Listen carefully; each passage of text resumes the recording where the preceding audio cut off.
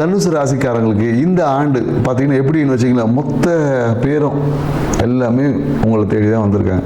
அப்போ என்னென்னாக்கா இந்த காலகட்டத்தில் நல்லவன் கெட்டவன் எல்லாருமே உங்களை தேடி வந்து உங்களை சந்திக்கக்கூடிய வாய்ப்பு. நிறைய பேர் என்னக்கா அரசியல்வாதிகள், நீங்கள் ஒரு ஒரு சாணக்கியர் அவருக்கு போகிறீங்க. அப்போ அரசியல்வாதிகள் இருக்காங்கன்னா வச்சுக்க, உங்ககிட்ட வந்து ஒரு அட்வைஸ் கேட்பாங்க, நான் அரசியல் என்ன பண்ணலாம் எப்படி பண்ணலாம். நீங்கள் ஒரு தொழில் நிபுணர் தான் வச்சுக்கோங்க, நான் ஒரு புதிய தொழில் தொடங்க போகிறேன், என்ன மாதிரி தொழில் பண்ணலாம் எப்படி பண்ணலாம் அப்படி நீங்கள் ஒரு கன்சல்டண்டாக இருந்தீங்கன்னு வச்சுக்கோங்க, அது சார்ந்த விஷயம் எல்லாருமே உங்களை தேடி வந்து உங்களுடைய அறிவுரையை கேட்கக்கூடிய ஒரு ஆண்டாக தான் இந்த ஆண்டு இருக்குது.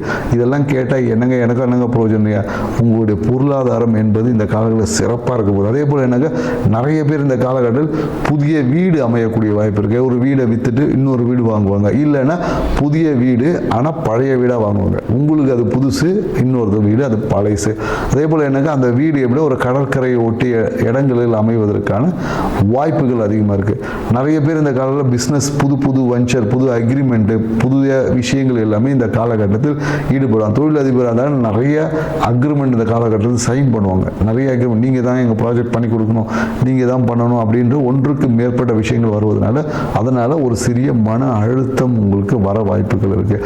பொருளாதாரம் சார்ந்த விஷயத்தில் நீங்கள் வந்து கோடியில் பொருள போகிறீங்க, அதில் எந்த ஒரு மாற்றம் இல்லை. ஆனால் இந்த கோடிகளை சேமித்து வைத்த பிறகு, ஏன்னா ஜூன் 6ஆம் தேதிக்கு அப்புறமா ஜூன் மாதத்துக்கு பிறகு இந்த விஷயங்கள் பொருளாதாரம் சார்ந்த விஷயத்தில் ஒரு சிறிய சறுக்கல் ப்ரெஷர் வரும்.